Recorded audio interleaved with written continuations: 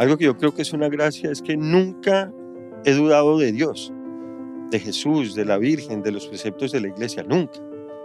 Nunca ni me los he Ni cuestionado. en tus crisis de fe de juventud. Ni en mis crisis de fe, porque las crisis de fe mías de juventud yo creo que fueron más que yo me aparté por hacer mis otras cosas, pero yo nunca dudé que el camino correcto era este. Para mí, Dios es, yo digo que la parte más fundamental de mi vida. Cuando me preguntas tú quién eres, yo soy un hijo de Dios. Ya te da Ya, una identidad, sí, una pertenencia. exacto, yo soy un hijo de Dios y de ahí en adelante todo lo demás. Entonces por eso puedo decir que lo más importante para mí es Dios, después viene todo lo demás, pero sobre todo porque me da un sentido, un sentido de pertenecer a alguien. Y ese sentido de pertenencia, cuando tú te sientes, pertenezco a alguien, a esta comunidad, entonces tú quieres avanzar en ella, desarrollar, conocer más. El Señor está ahí. Y el Señor está ahí para todos, para los que quieran escucharlo o no, pero siempre está ahí. Bienvenidos nuevamente a un encuentro de un cura y un cuento. La narración siempre nos abre a mundos desconocidos. Nos gusta escuchar historias, nos gusta saber cómo se desarrollan y sobre todo cómo terminan. A través de las historias aprendemos mucho y este espacio está abierto para la narrativa, para aquellas historias que nos hablan de Dios, que nos hablan de la fe, que nos abren a un mundo nuevo y lleno de esperanza. Este es el propósito de este espacio, el cual compartimos con todos ustedes. Hoy tenemos a un gran amigo con nosotros, Pedro Claver Angulo. Y es un amigo que es de una de las ciudades que más me gusta sobre la tierra. Pedro, bienvenido. Muchas gracias, Padre. Gracias por la invitación y felicitaciones por todo lo que haces y especialmente por este podcast. Hombre, Pedro. Pedro Claver. Pedro Claver. Santo, jesuita, y está en tu ciudad. ¿Sabes por qué tengo el nombre Pedro Claver? Cuéntame. Mi familia toda es de Cartagena. Sí, Mi papá, mi mamá, mis abuelos, todos. Cartagena, Colombia, Suramérica. Y un hermano de mi papá, quien sería tío mío, el menor, se llamaba Pedro Claver. Y por un accidente falleció. Bueno, alguien jugando con una escopeta disparó y él iba en el carro y entró la bala al carro y le terminó entrando a él y bueno, después un drama. de como 6 días falleció. Él tendría 17 años en ese momento. Entonces mi padre dijo que cuando él tuviera su primer hijo, si no había nacido ningún otro sobrino o algo, le iba a poner Pedro Claver. Wow. Y entonces por eso me llamo Pedro Claver Angulo, Merlano. Y tu santo patrono allí en el Casa Seminario de los Jesuitas, en la Plaza de San Pedro, precisamente. Sí, sí. ¿Sabes algo curioso que me pasó? Que cuando San Pedro Claver llegó primero a Colombia, llegó a Bogotá y llegó a Zipaquirá. Y ahí en la casa cural dice, aquí llegó San Pedro Claver, ¿verdad? ¿Y sabes qué día llegó? El 15 de agosto, Tu cumpleaños. el día de mi cumpleaños. Wow, que es la Asunción de la Santísima Virgen. Sí, puras diosidencias, como dice mi esposa. Sí, justo hace unos días estuve en esa iglesia y pude ver la placa donde hablaba de que allí llegó San Pedro Claver. Creo que a terminar su noviciado o algo así. Qué bien, qué bueno. Entonces de ahí Pedro Claver. Bellísimo. ¿Y por qué te gusta tanto Cartagena? Bueno, no está en Zipaquirá, de hecho fue en Tunja. En Tunja, perdón. Bueno, en una, no me acuerdo bien en cuál fue fue, en pero Tunja. sí llegó, sí está esa placa que llegó ese día. En Tunja. Mm. Exactamente. ¿Por qué me gustaba tanto Cartagena? Por la historia. Porque tiene una historia muy linda, porque la gente cartagenera es muy bella, porque es una ciudad que del Caribe es una de las más especiales y particulares. Sí. Sí, me encanta mucho mi ciudad. La gente es bella Mm. y a mí me gusta mucho la música folclórica y siempre la he disfrutado. Sí he escuchado algunas veces contigo la música Sí, me encanta, de ¿no? los tambores y eso, Las hermoso. gaitas, Mm. el bullerengue, la tambora, Sí, todos sí. esos ritmos me han apasionado toda la vida, Mm. desde pequeño. Sí, en varias ocasiones inclusive hemos escuchado esa música, en la casa varias Sí. veces. Pues naces en Cartagena, pero hay algo que todo el mundo se pregunta, no tiene acento cartagenero, ¿qué pasó? No, el acento se fue perdiendo a medida que fui creciendo, porque mis padres se casaron y a los 2 años mi papá lo trasladaron a Cali. Entonces ahí vivimos 8 años. Ahí nació mi hermano, somos dos, Mauricio. Y a los 8 años de vivir en Cali, o sea, yo ya de 10 años, 9 años, nos fuimos a vivir a Bogotá. Ujú, Y en Bogotá, pues hice toda mi primaria, final de la primaria, bachillerato, hasta los 17 años. Me gradué como a los 16, hasta los 17. Y a los 18 años me fui a vivir a Estados Unidos, o me fui. ¿Dónde estudiaste? Yo estudié en Bogotá, en el Colegio Colombo Británico. Ujú, Después empecé administración de empresas en el externado y después me pasé a ingeniería industrial en la Javeriana. ujú. A los 2 años y medio me vine a Estados Unidos y acá terminé administración de empresas en California. Esos fueron mis estudios básicos, ¿no? Ujú, Y ya después ahí que terminé en California, me fui a vivir me fui a Colombia con la intención como de vacaciones, a ver, pero bueno, ahí terminé quedándome ya en Colombia. Y pues obviamente en el transcurso de todo ese tiempo, el acento se fue desapareciendo, con algo curioso. Cuando hablo con mi mamá, ya mi padre falleció hace 3 años, pero digamos ahora, cada vez que hablaba con ellos y ahora cuando hablo con mi mamá, si tú me estás escuchando, estoy hablando costeño. Si estoy hablando con un primo que es costeño, se me entra el acento inconsciente. ahí sí te sale Entonces ahí el sí me sale, ajá. ahí me sale el ajá, ¿qué pasó? Oye, ¿dónde estás? Sí. Ok, Cartagena. ¿Todavía visitas Cartagena o ya casi no? Pues ya casi no, yo digo casi como 4 años tal vez, o 5 años la última vez, porque ya no nos queda prácticamente nadie. Ya no hay Los raíces. abuelos, sí, los abuelos ya fallecieron, eh, tengo una tía y algunos primos, y ya casi todos también se han ido de Cartagena. Entonces, Ujú. eh, si voy es por ir a visitar una ciudad que me encanta y me fascina mucho, y los restos de mi papá están en la iglesia de San Pedro Claver. Ah, wow. ¿Sí?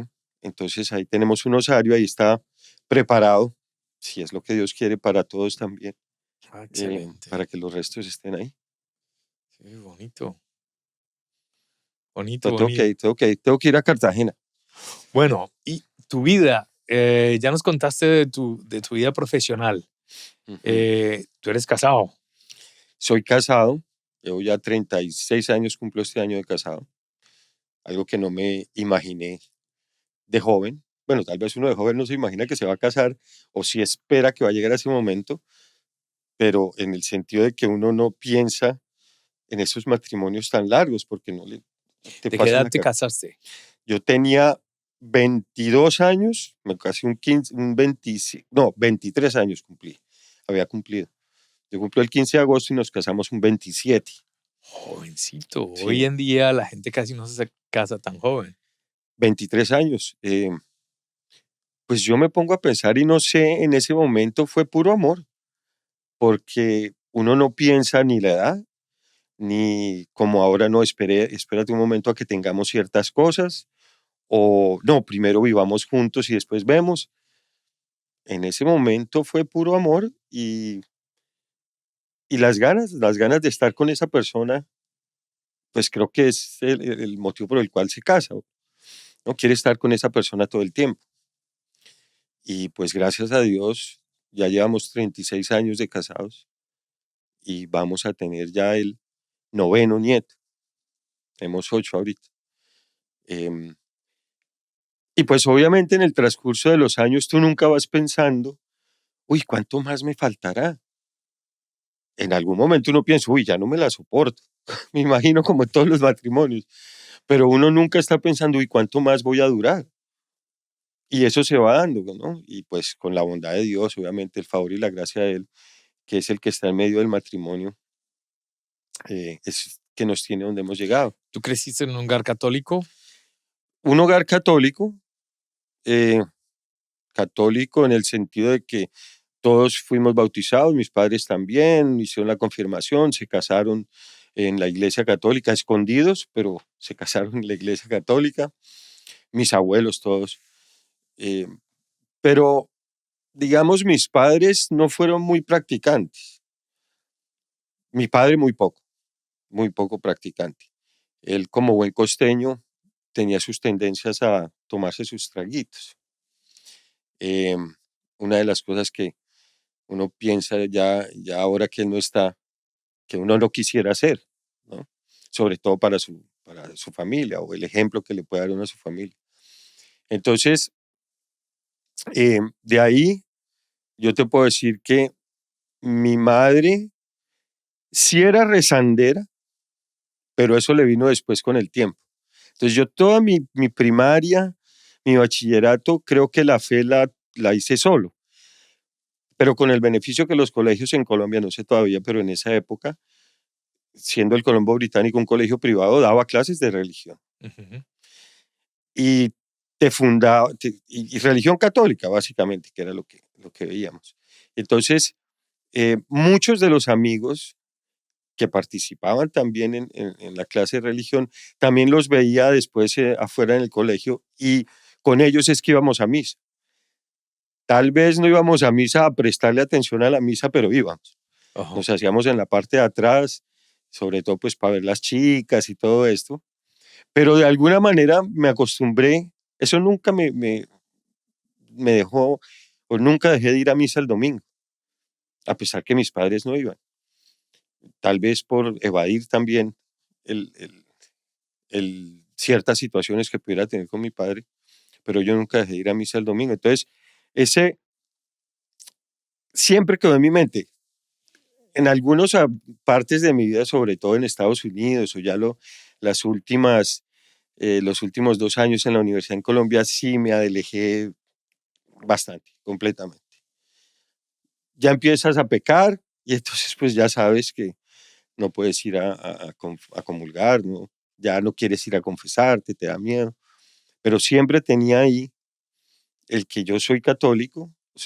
Algo que yo creo que es una gracia es que nunca he dudado de Dios, de Jesús, de la Virgen, de los preceptos de la iglesia, nunca, nunca ni me los he Ni cuestionado, en tus crisis de fe de juventud. ni en mis crisis de fe, porque las crisis de fe mías de juventud yo creo que fueron más que yo me aparté por hacer mis otras cosas, pero yo nunca dudé que el camino, perdón, el camino correcto era este, el de la iglesia, que ese era Sí. el camino. Yo nunca dudé de eso y sabía que era eso. Más bien me aparté porque estaba yo cometiendo mis pecados y sabía que para volver a la iglesia tenía que seguir por este lado.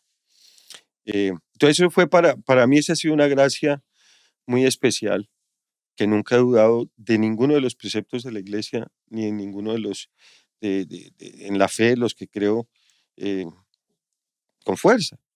Hay un momento en que en la vida de todo ser humano hay que hacer un proceso de verificar, es decir, ver si algo que uno tiene o que ha recibido o lo que cree es verdad. En cuanto a tu fe, ¿cuándo fue ese momento para verificar tu fe? Pues tal vez pueden ser varios, ¿no?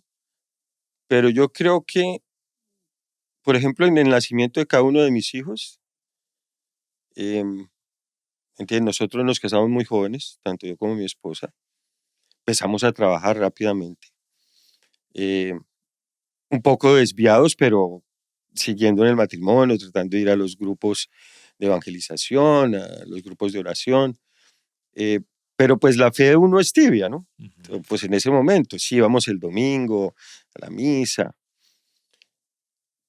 pero cuando nace mi primer hijo, Andrés Felipe, o nuestro primer hijo,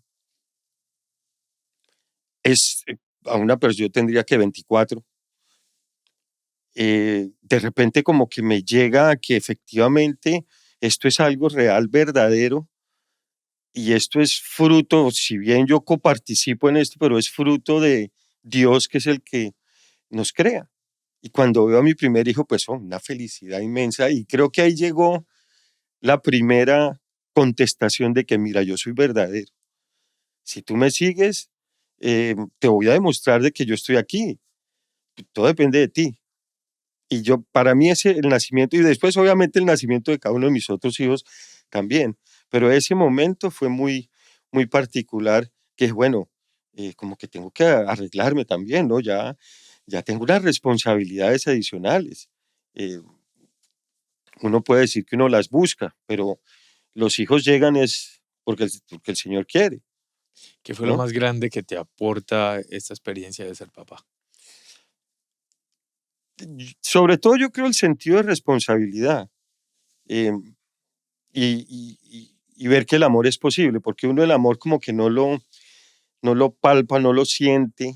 Sí, cuando uno está enamorado de su esposa o de cuando es un novio y que uno siente que no puede estar sin esa persona, pero sobre todo cuando los hijos, por más de que tú puedas estar enfadado con ellos te van a amar, te muestran su sonrisa y ahí dices, no, esto es diferente. Ese amor que tienen ellos hacia uno te crea una responsabilidad porque tú solo quieres lo mejor para ellos. Inclusive una responsabilidad que quieres darles más de lo que tú tuviste o mejor de lo que tú tuviste, que inclusive eso a veces también es contraproducente, pero sí te lleva a esa realidad de que el amor sí es verdadero, que la gente sí te puede amar a ti y sobre todo el sentido de la responsabilidad, como te digo, porque ese niño demanda una cantidad de cosas, la esposa empieza a demandar otra cantidad de cosas inclusive en las relaciones, porque hasta celos entre el hijo, la esposa, todas estas cosas, pero sobre todo a ti como padre, a mí, una responsabilidad muy fuerte que yo o en mi cabeza estaba el futuro de ese niño. Sí, la pregunta, ¿qué será de este niño? Y te das cuenta que tu vida está íntimamente vinculada a ese destino. Es que fíjate que nosotros después terminamos viviendo aquí en Estados Unidos, vivíamos en ese momento antes en Argentina, y nos vinimos a Estados Unidos, al barrio donde aún vivimos, que tú conoces, en la casa donde tú has estado, solamente porque en esa ciudad, en Flower Mound, estaba el mejor equipo de fútbol para jóvenes. Y como mis hijos, los dos mayores, pues los dos que tenemos, juegan fútbol o jugaban fútbol en su momento, dimos, no, vámonos para allá, aquí nos vamos a vivir para darles a ellos la oportunidad de que jueguen el deporte que tanto les gusta y puedo tal. Todo un sacrificio Todo un colectivo. sacrificio. Es más, Andrés Felipe el Mayor terminó ganándose una beca para jugar soccer aquí, fútbol, en la Universidad de Missouri. O sea, para mí logramos el objetivo. Ya después ellos quisieron hacer otras cosas y eso ya es diferente, ¿no? Pero ese, digo, el drive, ¿cómo se dice? Esa motivación de sacarlos adelante también es un motor para ti como padre de hacer cosas. No te puedes quedar Sí. esperando que te llegue la ayuda, ¿no? Hay un aspecto de tu vida que siempre me ha llamado mucho la atención y admiro mucho. Es que tú eres emprendedor. Tú eres un hombre emprendedor, siempre estás emprendiendo, siempre traes un proyecto nuevo entre manos y son muchas cosas. Has escrito libros, tienes un podcast, eh, eres chef aficionado y muy bueno por lo que he podido probar. Eres empresario, eh, tienes una vida completamente a la búsqueda, estás manifestando, estás haciendo. eh, Sirves en la iglesia, estás en un grupo, Ujú. que ahorita te invito a compartir acerca de todo esto. Es multifacético, ¿de dónde sale toda esa inspiración, esa fuerza? Bueno, yo pienso que algo tiene que ver la genética, el hecho de que me esté en constante movimiento, pero sobre todo creo mucho en que inclusive Einstein decía lo de la bicicleta, que la vida es como una bicicleta. Si tú no te mueves,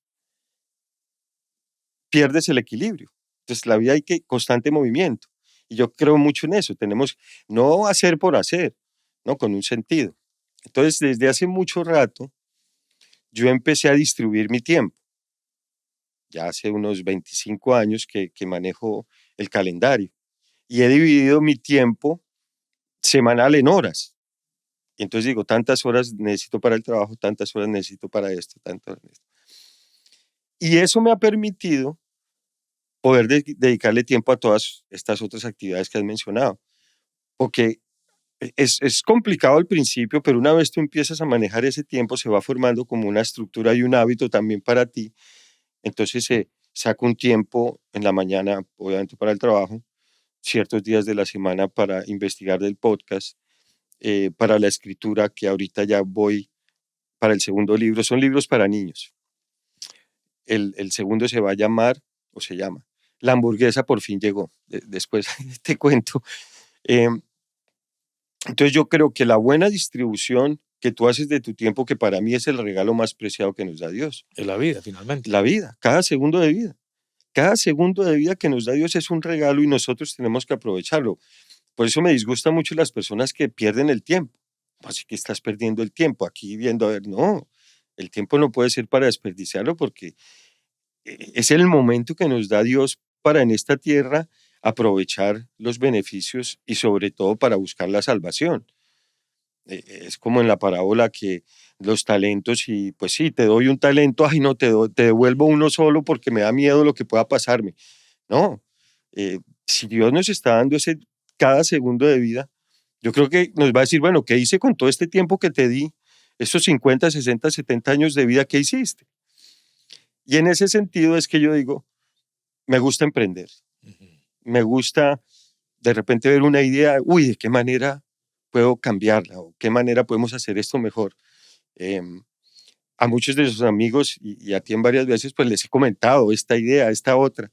Nos faltan es manos, ¿no? Porque eh, si uno tuviera más tiempo, decimos, seguramente haría más cosas, pero no, lo que falta es organizarse bien y tener más manos que puedan ayudar, porque generalmente tú necesitas a alguien, no siempre, pero generalmente necesitas a alguien como que mire tu idea y diga, ah, por aquí, por este lado, ven, te ayudo, ¿por qué no lo hacemos? Y eso también, gracias a Dios, ha sido muy positivo porque he encontrado en el camino personas con las que he podido también desarrollar todos estos emprendimientos, les digo, ¿no? Talentos. Sí, sí, sí, son talentos que el Señor nos da a todos, a unos de alguna manera para algunas cosas y a otros de otra forma. Siempre hay que descubrir ese talento que tenemos. Y yo creo que eso ha sido muy importante. Que yo sé que a mí me gusta crear y hacer cosas, pero no me gusta dejarlo ahí, pues las tengo, las escribo, digo, bueno, algún día las voy a hacer, Ujú. pero si no intento hacer por lo menos una de esas, no voy a saber si de verdad tuve la capacidad para hacerlo.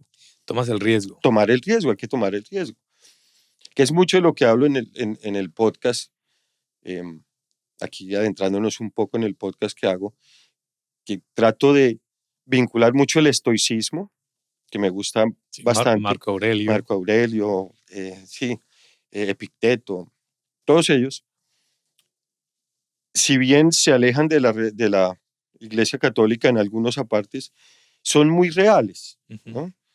El aquí, el ahora, el momento que estamos viviendo, sin dejar de lado el pasado y sin mirar el futuro.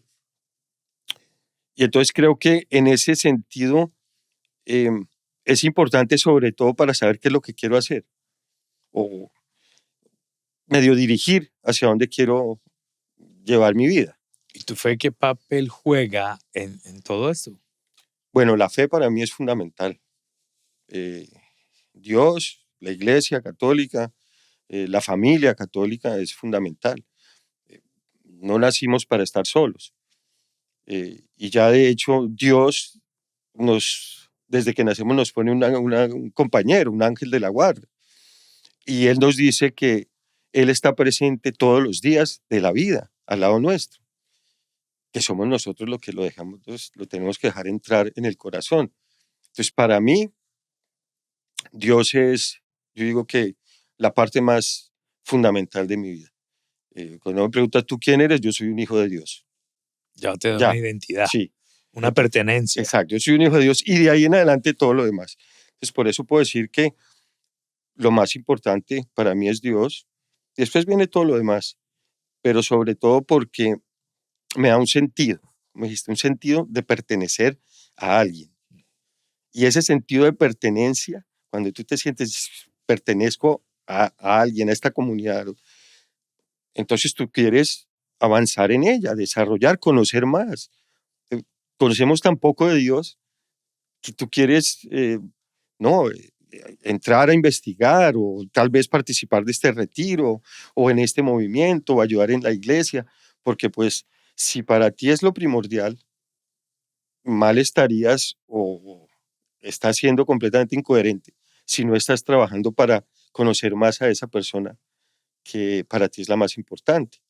La fe, yo que sin fe es muy difícil, no sé, tal vez pienso en las personas que no creen en alguien o en algo, en alguien, en una religión, que es muy difícil como que vivir en el camino sin no tener un norte, no saber de dónde viene, no tener un sentido ese de pertenencia que hablamos. Se me hace muy complicado transitar este mundo sin fe. Hay gente que considera, muchas personas consideran la fe como un cúmulo de prácticas. Para otros muchos es una experiencia de vida. ¿Cómo la ves? Yo digo que es tal vez una combinación de los dos, porque si bien para muchos estas prácticas religiosas, ahorita que estamos preparándonos para la Semana Santa, que estamos en Cuaresma, el ayuno, la abstinencia, el rezo, esto, pueden verse como ritos, son importantes para, porque como familia, así como tenemos unos mandamientos, como familia también tenemos unos preceptos, algo que hacer. Y el cúmulo de experiencias, por supuesto, porque como cuando hablamos del nacimiento de mi hijo, son ese cúmulo de experiencias diarias que te van solidificando en la fe. Te das cuenta, o sea, últimamente me da por darle gracias a Dios todas las mañanas cuando abro la ventana y empiezan los pajaritos de la primavera a cantar. Eso no lo hacía hace 5 años. No estaba como en el presente en darme cuenta de que estas son bendiciones del Señor. Y eso me parece que es el cúmulo de las experiencias que te va dando esa visión, ¿no? Disfrutar lo sencillo. Ahí está la fe, Ahí está la fe ahí está la también. fe. En Y esos signos cotidianos de la vida normal, pero que en un momento dado trascienden, te remiten a algo más grande. claro, claro, porque ahí te das, o sea, como tienes conciencia de que eres un granito de arena, no, sí, no eres nada realmente en este mundo, pero aún así pertenecemos a alguien. Y como que, sí, a mí me da tranquilidad, me siento tranquilo. Puede ser que los problemas sean de otro tipo, ¿no? A veces los problemas de salud son muy dolorosos o un familiar que haya fallecido es doloroso, pero todo eso con la fe, tú lo manejas de una manera más pausada, más con calma, menos, menos exaltación, menos sentimiento y más razón. Y la fe te va dando eso. Nuestra fe es amor. ¿Qué es lo que tú más amas de tu fe? Nunca me habían hecho esa pregunta. Y cuando veo lo que yo más amo de mi fe, tal vez es la gente, la comunidad en que todos nos vemos como amando o estamos en lo mismo. Es como cuando tú estás en un grupo con católicos y estamos comiendo, puede no haber vino, y de repente todos estamos hablando de lo mismo, todos estamos pasando un momento agradable y nos reímos, como que sabemos ¿Qué somos? Y tal vez es lo que más amo yo, el que todos estamos en una misma línea. Puede ser que no todos vayamos a la misma velocidad, pero todos estamos en ese mismo tren. Eh, y me encanta eso de la fe católica, además. Hemos tenido la oportunidad de experimentar parejas de muchas partes del mundo, visitado muchas partes del mundo y siempre somos los mismos. Eh, Tú ves una pareja católica, no quiere decir que no estemos enojados o enfadados, pero tú los ves y como que se nota. Y sobre todo cuando somos del mismo movimiento, por ejemplo, del de que hablaba. Esta mañana celebramos la misa juntos Ujú. y hay algo muy particular en esta comunidad donde el Señor me ha llamado a servir y es la diversidad cultural y étnica que hay. Hay gente que representa más de 25 culturas, razas, nacionalidades, historias. Y a pesar de que todos somos tan diferentes desde nuestros orígenes, nos une esa realidad, ese acto celebrativo, esa presencia de Dios, el ser miembros de la misma historia, el recorrer el mismo camino. Sí, me encantó eso hoy en la misa. No, no te lo había dicho, pero el ver, por ejemplo, aquí en Estados Unidos, o digamos, si voy a Colombia a misa, todos somos igualitos.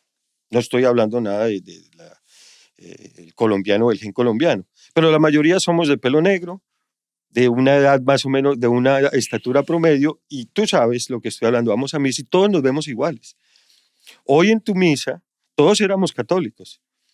Y habían después mira, filipinos, vietnamitas, africanos de uno, obviamente americanos, latinos, Alemanes, alemanes, y todos, fíjate, estábamos adorando al mismo Señor. ujú, de la Todos misma de forma. la misma forma. Tal vez unos no se sabían en inglés una oración, pues la decían en su idioma.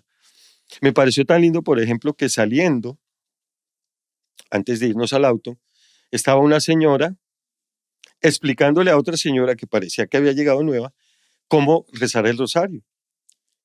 Una africana, creo, no sé de qué país, pero no sé, Ghana puede ser, Nigeriana. Nigerio, de Nigeria, a una, podía ser creo que filipina o asiática.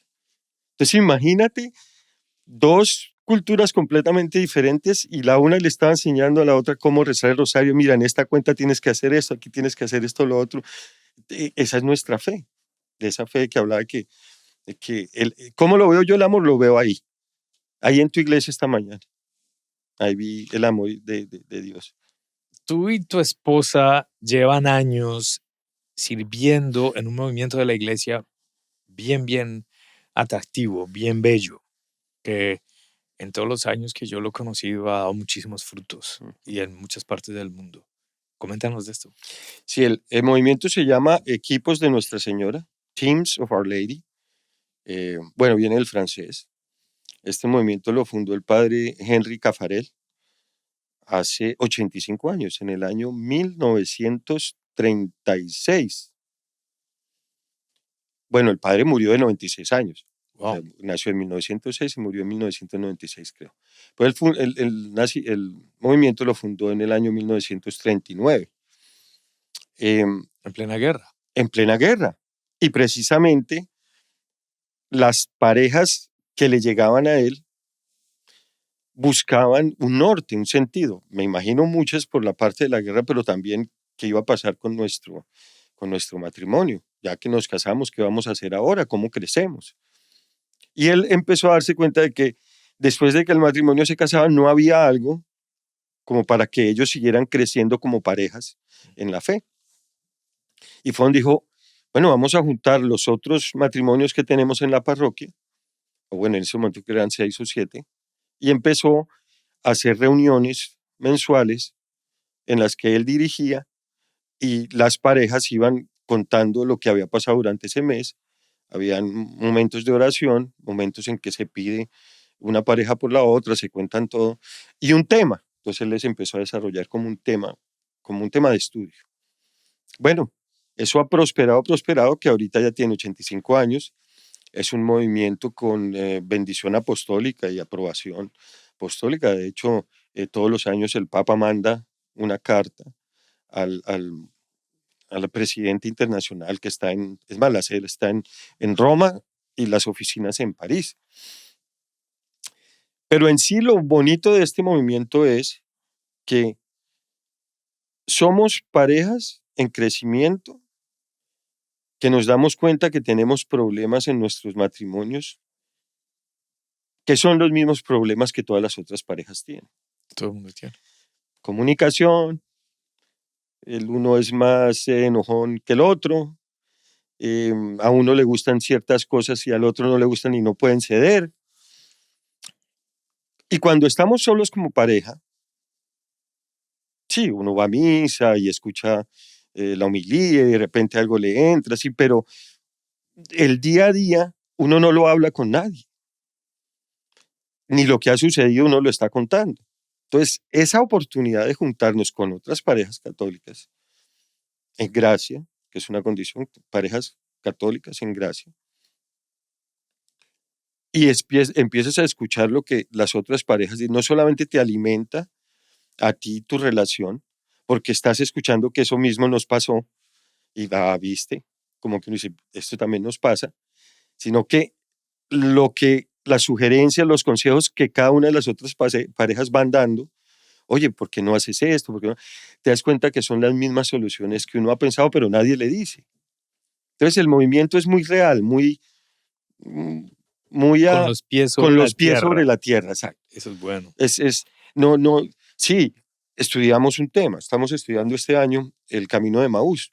Entonces cada reunión estamos leyendo un versículo del Camino de Maús y es tan rica ese escrito, ese evangelio, que sí, Sí, ese pasaje. esa experiencia de los discípulos de encontrar a Esa, Jesús resucitado. claro, porque ahorita el movimiento nos pide, no, ustedes no son los discípulos, ustedes son esa pareja de discípulos. Entonces, Asumir asumir que el somos. rol para conectarse con la experiencia de los discípulos que encuentran a Jesús. Exactamente. Y entonces cada uno, bueno, es como el último capítulo, es cuando ellos ya se están yendo de Jerusalén y empiezan a discutir y a hablar qué pasó y todo esto, es como cuando uno está confundido, uno no sabe qué pasó. Que es un querigma a la inversa. A la inversa, ¿y quién llega a buscarnos? No es el mensaje de resurrección y de vida, sino que es el fracaso y la muerte de Jesús. Exacto. Entonces, claro, salen discípulos que somos nosotros, pero ¿cuántas veces nosotros no estamos en esas discusiones y desconocemos a Jesús y Jesús está siempre ahí, que es lo que le dicen los discípulos? Él les empieza a hablar y va y se sienta con ellos y les empieza a explicar y ellos ni siquiera lo habían reconocido y nos pasa en el matrimonio. Entonces, por eso me parece muy lindo el movimiento en que nos guía, nos va guiando en crecimiento y fuera de eso sobre los pies, con los pies sobre la tierra, nos va mostrando de que es posible, de que podemos seguir creciendo, de que tenemos problemas que tienen todas las parejas que no vale la pena no superar y que Dios nos da la manera de que superemos esos problemas. El ver a otros transitar un camino y ver que sí pudieron también da esperanza. Ese testimonio de vida, ese acompañamiento, ese compartir de una pareja que lleva más años de matrimonio, vividos de la fe, ayuda también a las nuevas parejas. Yo creo que sí es. eh, de hecho, una de las respuestas que teníamos que hacer, porque hay una serie de preguntas, es, ¿ustedes cómo se consideran que han aportado al movimiento en la iglesia? Dijo, pues yo creo que con el ejemplo. Con el ejemplo estamos dando ejemplo de coherencia.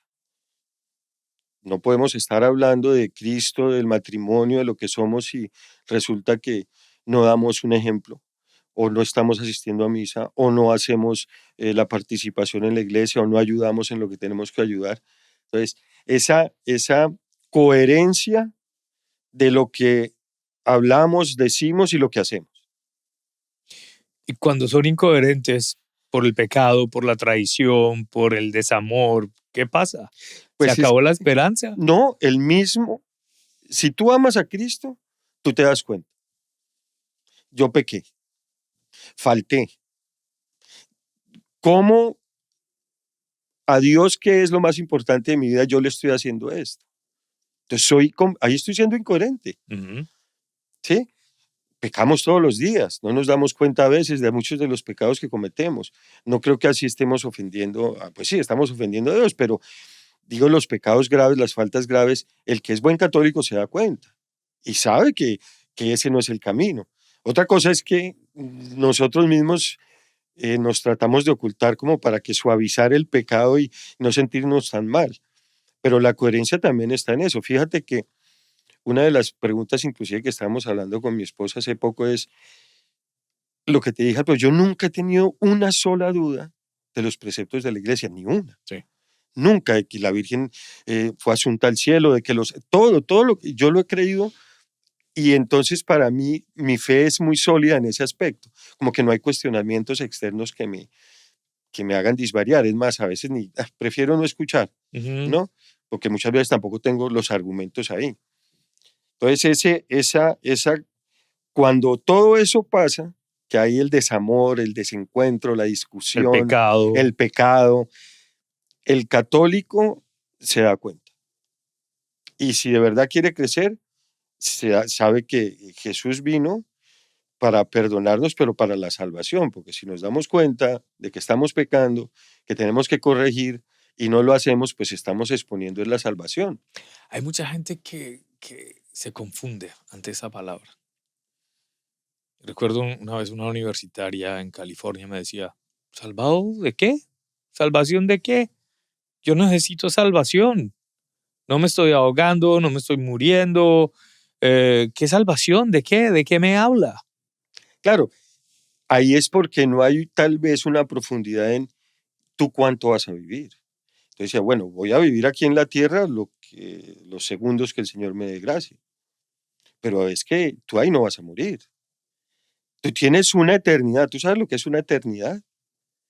¿Cómo quieres vivir esa eternidad? ¿De acuerdo a estos 60, 70 años? Porque los otros van a ser miles, miles y miles de años. Entonces, lo más importante no está aquí.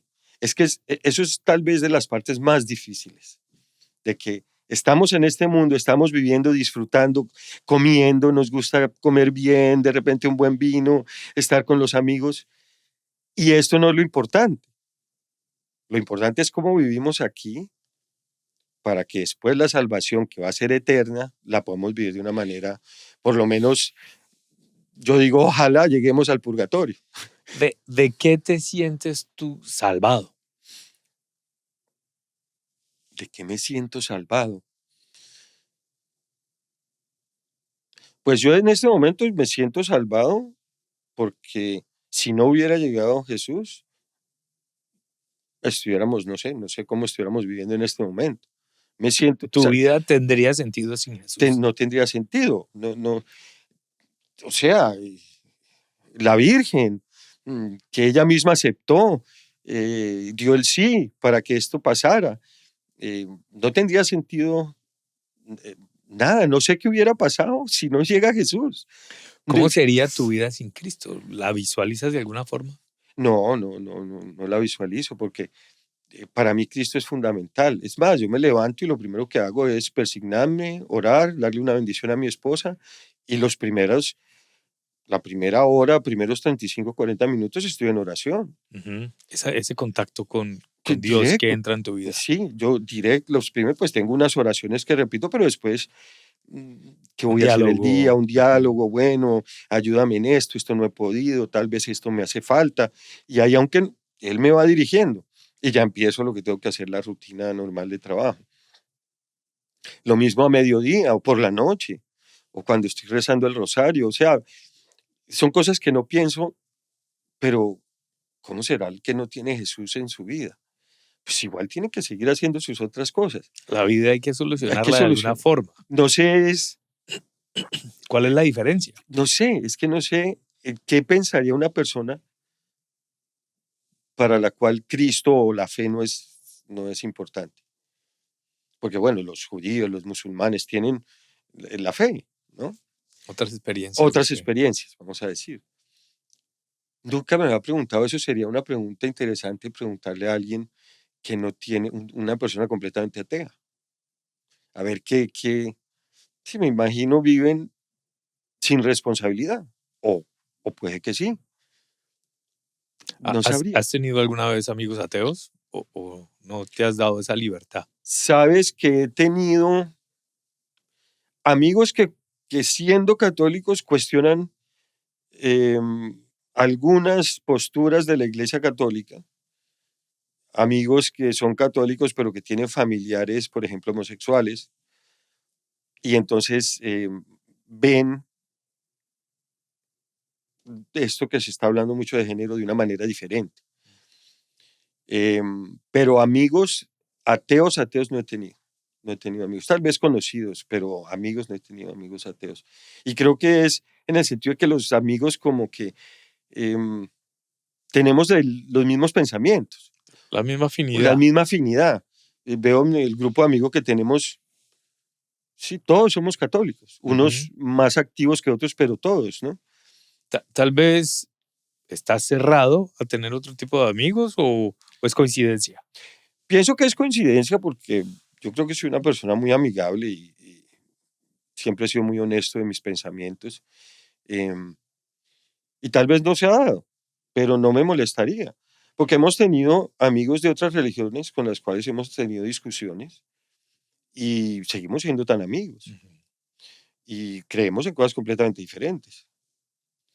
Entonces no pienso que sea el que me cierre a que de repente un ateo pueda ser parte de mi círculo de amigos, sino que no se ha dado, O sea, no se ha dado. Y tal vez un ateo en nuestras conversaciones, si no está abierto, se va a sentir se va a perdido. sentir perdido, porque si estamos conversando nosotros en cuestiones de fe y él no tiene ni una pequeña noción de lo que estamos hablando, se va a sentir perdido también. ¿Mm? Y algún día se dará, si Dios quiere. Pedro, ¿tú ves el futuro con esperanza?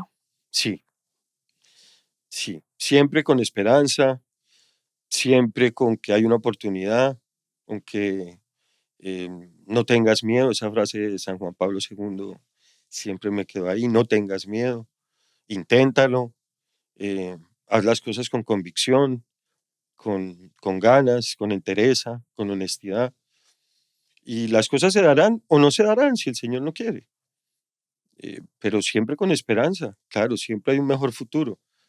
Es que nada más el hecho de que mañana es otro día es esperanza. Ya es esperanza. Sí, Pedro, un mensaje final para nuestros amigos. pues bueno, lo primero, felicitarte y agradecerte por la invitación, que a veces nos da temor hablar de nuestros temas o de los temas más importantes para nosotros como la fe. Eh, entonces el mensaje es que el Señor está ahí y el Señor está ahí para todos, para los que quieran escucharlo o no, pero siempre está ahí. Que tengamos esperanza que las cosas van a mejorar, pero sobre todo que tenemos que movernos, tenemos que hacer, porque el Señor no va a hacer todo, Él nos pone el camino y necesita que seamos sus cómplices también. Y la esperanza funciona hasta tanto tú también participas en ese camino de esperanza que hay, porque la esperanza no es quedarse sentado esperando a que las cosas se den.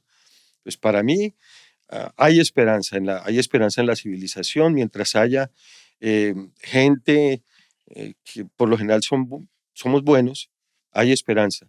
Y como digo, si hay un solo sacerdote, hay esperanza porque ahí está Cristo.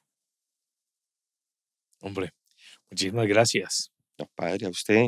Gracias por tu tiempo, por tu testimonio, por la labor que realizas, por acompañar a tanta gente a través de los equipos de Nuestra Señora Amén, sí, gracias. y, Bueno, y esperemos. por ser un buen amigo. Amigo de todo corazón, sabes que te queremos mucho y te deseamos lo mejor y en este podcast también, que llegues a muchísima gente. Gracias. Gracias, Padre. Que Dios te bendiga mucho y a todos ustedes. Qué bueno que compartieron con nosotros. Espero que este mensaje y este testimonio pues les llegue al corazón y los inspire para seguir adelante. La vida continúa. Un Amén. abrazo y que Dios los bendiga mucho. Amén.